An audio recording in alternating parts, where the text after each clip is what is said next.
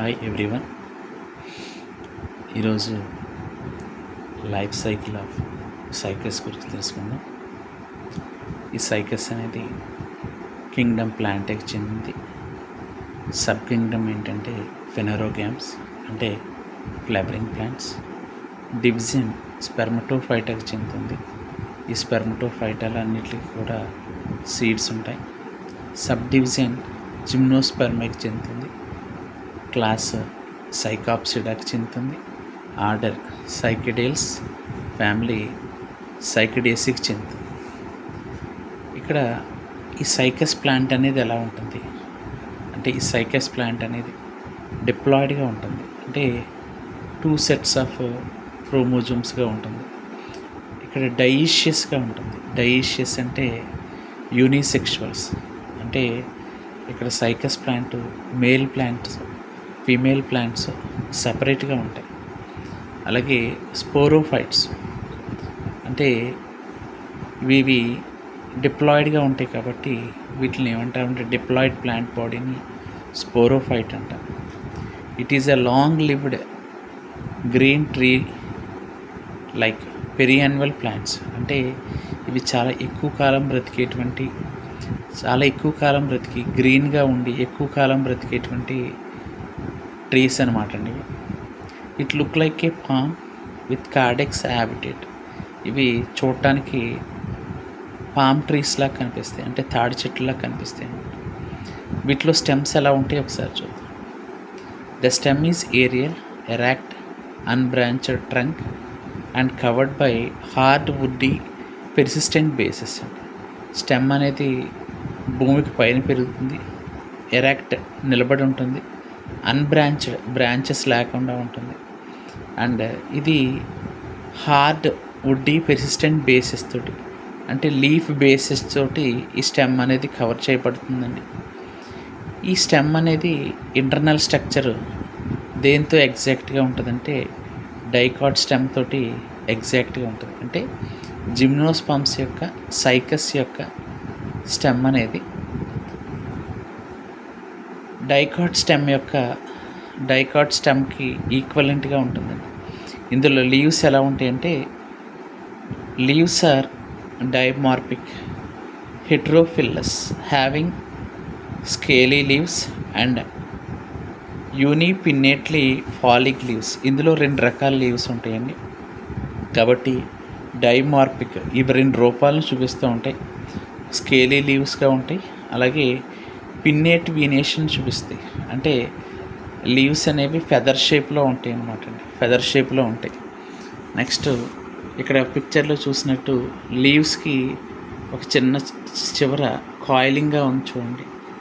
అలా కాయిలింగ్గా ఉంటే కనుక, అంటే చుట్టాలు చుట్టుకొని ఉంటే కనుక క్యార్సినేట్ వెర్నేషన్ అంటారు. అంటే ఈ క్యార్సినేట్ వెర్నేషన్ అనేది వీటిలో ఈ సైకస్ ప్లాంట్స్లో వాటి లీవ్స్ యొక్క లక్షణం అండి. ఇక్కడ రూట్స్ చూస్తే రూట్స్ డైమార్ఫిక్, నార్మల్, కొర్లాయిడ్ రూట్స్. అంటే రూట్స్ కూడా 2 రకాలుగా ఉంటాయండి. నార్మల్ రూట్స్ ఉంటాయి, అలాగే కొర్లాయిడ్ రూట్స్ ఉంటాయి అన్నమాట. నార్మల్ రూట్స్ ఎర్లీ స్టేజెస్లో ఉంటాయి, అలాగే లాటరల్ తర్వాత స్టేజెస్లో ఈ కొర్లాయిడ్ రూట్స్ అనేవి అడ్వెంటియస్ రూట్స్ ద్వారా రీప్లేస్ చేయబడుతూ ఉంటాయి అన్నమాట.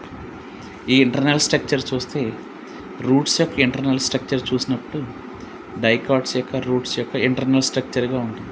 మనం ప్రీవియస్గా చెప్పుకున్నట్టు స్టెమ్ యొక్క ఇంటర్నల్ స్ట్రక్చర్ అనేది, అంటే సైకస్ స్టెమ్ యొక్క ఇంటర్నల్ స్ట్రక్చర్ అనేది డైకాట్ స్టెమ్ యొక్క ఇంటర్నల్ స్ట్రక్చర్తో ఈక్వల్గా ఉంటుంది. ఈ కొర్లాయిడ్ రూట్స్లో నాస్టాక్, అనాబినా అనేటువంటి సైనోబ్యాక్టీరియమ్స్ ఉంటాయి. ఈ నాస్టాక్, అనాబినా అనేటువంటి సైనోబ్యాక్టీరియమ్స్ ఏం చేస్తాయంటే సింబియాటిక్ ప్రాసెస్ని పెర్ఫామ్ చేస్తాయి. సింబియాటిక్ ప్రాసెస్ అంటే మ్యూచువల్లీ బెనిఫిటెడ్ ప్రాసెస్. ఇక్కడ రూట్ బెనిఫిట్ అవుతుంది, నాస్టాక్, అనాబినా కూడా బెనిఫిట్ అవుతుంది. అంటే ఇక్కడ అట్మాస్ఫియర్లో ఉండేటువంటి గ్యాసెస్ ఫామ్లో ఉండేటువంటి నైట్రోజన్ కాంపౌండ్స్గా ఈ నాస్టాక్, అనాబినా అనేటువంటి బ్యాక్టీరియమ్స్ ఈ సైకస్ రూట్స్లో మార్చడం జరుగుతుంది. ఈ సైకస్ రూట్స్ అనేది నాస్టాక్, అనాబినా ప్లాంట్స్కి షెల్టర్ని ఇవ్వటం జరుగుతుంది. అంటే ఇక్కడ 2 రకాలుగా కూడా ఇక్కడ నాస్టా కనాబినా అలాగే కొర్లాయిడ్ రూట్స్ 2 కూడా బెనిఫిట్ అయినాయి. సైకస్ యొక్క కొర్లాయిడ్ రూట్స్ 2 కూడా బెనిఫిట్ అయినాయి. కాబట్టి దీన్ని సింబియోసిస్ ప్రాసెస్కి ఎగ్జాంపుల్గా చెప్పుకోవచ్చు. అలాగే ఇక్కడ వీటిలో చూస్తే ఈ సైకస్లో చూస్తే రిప్రొడక్షన్ ఏ మెథడ్స్ ద్వారా జరుగుతుందంటే రిప్రొడక్షన్ అనేది వెజిటేటివ్ రిప్రొడక్షన్గా జరుగుతుంది. ఈ vegetative రిప్రొడక్షన్లో the diploid sporophyte plant reproduce వెజిటేటివ్లీ by mean of అడ్వెంటీటియస్ buds are bulbils. ఇక్కడ వెజిటేటివ్ రిప్రొడక్షన్లో డిప్లాయిడ్ స్పోరోఫైట్ ప్లాంట్ అనేది వెజిటేటివ్గా అడ్వెంటియస్ బడ్స్ని, గుబురుగా ఉండేటువంటి బడ్స్ని అలాగే బల్బిల్స్ని ప్రొడ్యూస్ చేస్తాయి అన్నమాట. స్పోరోఫైట్ అనేది డిప్లాయిడ్గా ఉంటుంది. అంటే ఏ ప్లాంట్ బాడీ అయితే అక్కడ సీడ్స్ని ప్రొడ్యూస్ చేస్తుందో ఇక్కడ దాన్ని ఏమంటున్నామంటే స్పోరోఫైట్ అంటున్నాం. ఈ స్పోరోఫైట్ అనేది డిప్లాయిడ్గా ఉండి కొంతకాలం తర్వాత ఇది ఎలా ఉంటుందంటే వెజిటేటివ్ స్టేజ్ని కంప్లీట్ చేసుకుని తర్వాత ఇవి సీడ్స్ని ప్రొడ్యూస్ చేయటం అనేది జరుగుతుందండి. ఇక్కడ మనం సైకస్లో చూస్తే ఈ సైకస్ లైఫ్ సైకిల్లో ఎలా ఉంటుందంటే 2 రకాల స్పెషలైజ్డ్ లీవ్స్ ఉంటున్నాయండి. ఆ 2 రకాల స్పెషలైజ్డ్ లీవ్స్ని ఏమంటున్నామంటే ఒకటి మైక్రోస్పోరోఫిల్లస్ అంటున్నాం, రెండోది మెగాస్పోరోఫిల్లస్ అంటున్నాం. ఈ మైక్రోస్పోరోఫిల్లస్ని మనం ఏమంటున్నామంటే మేల్ కోన్స్ అంటున్నాం, మెగాస్పోరోఫిల్లస్ని ఫీమేల్ కోన్స్ అంటున్నాం.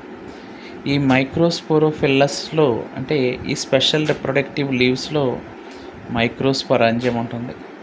అలాగే మెగాస్పోరోఫిల్లస్లో మెగాస్పొరాంజియం ఉంటుంది.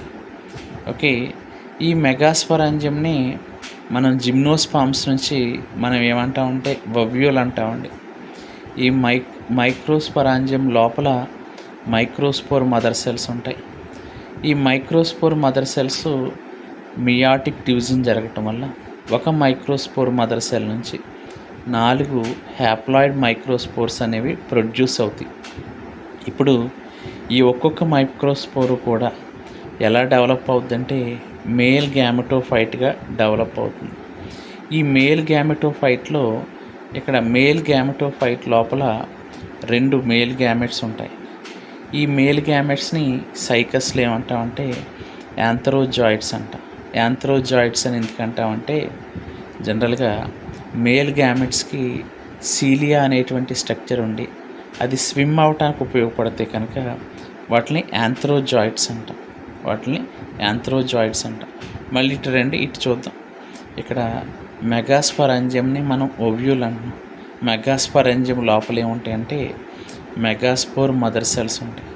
ఈ మెగాస్పోర్ మదర్ సెల్స్లో మియాటిక్ డివిజన్ జరగటం వల్ల మెగాస్పోర్స్ అనేవి 4 ఫామ్ అవుతాయి. అంటే మియాటిక్ డివిజన్ జరగటం వల్ల మెగాస్పోర్ మదర్ సెల్స్లో 4 మెగాస్పోర్స్ అనేవి ఫామ్ అవుతాయి. ఈ 4 మెగాస్పోర్స్ ఫామ్ అయినప్పుడు ఈ 4 మెగాస్పోర్స్లో 3 డీజనరేట్ అయిపోతాయి, 3 నశించిపోతాయి.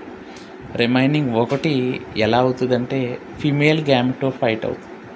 ఇక్కడ జిమ్నోస్పామ్స్లోకి వచ్చేసరికి సైకస్లోకి వచ్చేసరికి ఫిమేల్ గ్యామెటోఫైట్ అనేది ఫర్దర్గా ఎండోస్పామ్గా మారుతుందండి. అలాగే ఈ ఫిమేల్ గ్యామెటోఫైట్ లోపల ఈచ్ ఫిమేల్ గ్యామెటోఫైట్ లోపల సైకస్లో ఈచ్ ఫిమేల్ గ్యామెటోఫైట్ లోపల 2 నుంచి 8 ఆర్కిగోనియమ్స్ ఉంటాయి. ఈ ఆర్కిగోనియమ్స్ ఏంటంటే ఫిమేల్ రిప్రొడక్టివ్ ఆర్గాన్. ఇక్కడ సైకస్లో ఫిమేల్ రిప్రొడక్టివ్ ఆర్గాన్ని మనం ఏమంటున్నామంటే ఆర్కిగోనియం అంటాం. ఈ ఆర్కిగోనియం లోపల ఏముంటాయంటే ఎగ్ సెల్స్ అనేవి ప్రొడ్యూస్ అవుతాయి. ఇక్కడ ఎన్ని ఉన్నాయి? సుమారుగా 2 నుంచి 8 ఆర్కిగోనియాలు ఉన్నాయి. ఈ 2 నుంచి 8 ఆర్కిగోనియాల్లో ఒక్కొక్క ఆర్కిగోనియాలో ఒక్కొక్క ఎగ్ సెల్ అనేది ప్రొడ్యూస్ అవుతుందండి. ఇప్పుడు ఆర్కిగోనియం లోపల ఉండేటువంటి ఎగ్ సెల్కి ఓవ్యూల్ నుంచి ఓకే, లోపల ఉండేటువంటి ఫిమేల్ గ్యామెటోఫైట్ లోపల ఉండేటువంటి ఆర్కిగోనియం లోపల ఉండేటువంటి ఎగ్ సెల్కి యాంథరోజాయిడ్స్ అనేటువంటి మేల్ గ్యామెట్స్ రీచ్ అవుతాయి. అంటే ఇక్కడ ఆర్కిగోనియం లోపల ఏం జరుగుతుందంటే సో ఫెర్టిలైజేషన్ జరగటం వల్ల జైగోట్ అనేది ఫామ్ అవుతుంది. ఈ జైగోట్ అనేది డిప్లాయిడ్గా ఉంటుంది. ఇప్పుడు ఒక ఫిమేల్ గ్యామెటోఫైట్లో 2 నుంచి 8 ఆర్కిగోనియంలో ఉండటం చేత 2 నుంచి 8 ఎగ్ సెల్స్ ఉంటాయి. ఇక్కడ యాంథ్రోజాయిడ్స్ మేల్ గ్యామెట్స్ అనేవి ఏమవుతాయంటే లోపలికి రీచ్ అవ్వటం జరుగుతుంది. ఇక్కడ ఏమవుతుందంటే ఎక్కువ ఎంబ్రియోస్ అనేవి ప్రొడ్యూస్ అవుతాయి. అంటే fusion of male and female గ్యామెట్స్ని మనం ఫెర్టిలైజేషన్గా చెప్పుకుంటే ఫెర్టిలైజేషన్ రిజల్ట్ జైగోట్ ఫామ్ అవుతుంది. జైగోట్ వల్ల ఏం ఫామ్ అవుతుందంటే సో ఎంబ్రియో అనేది ఫామ్ అవుతుంది. ఇక్కడ ఎక్కువ ఎంబ్రియోస్ అనేవి ఉంటాయి, కానీ ఈ ఎక్కువ ఎంబ్రియోస్లో ఒకటి మాత్రమే అక్కడ కంప్లీట్గా డెవలప్ అవి ఆ ఓవ్యూల్ అనేది ఫర్దర్గా సీడ్గా డెవలప్ అవుతుంది. ఈ విధంగా సైకస్లో ఓకే, సో లైఫ్ సైకిల్ అనేది ఈ విధంగా జరుగుతుంది. Thank you.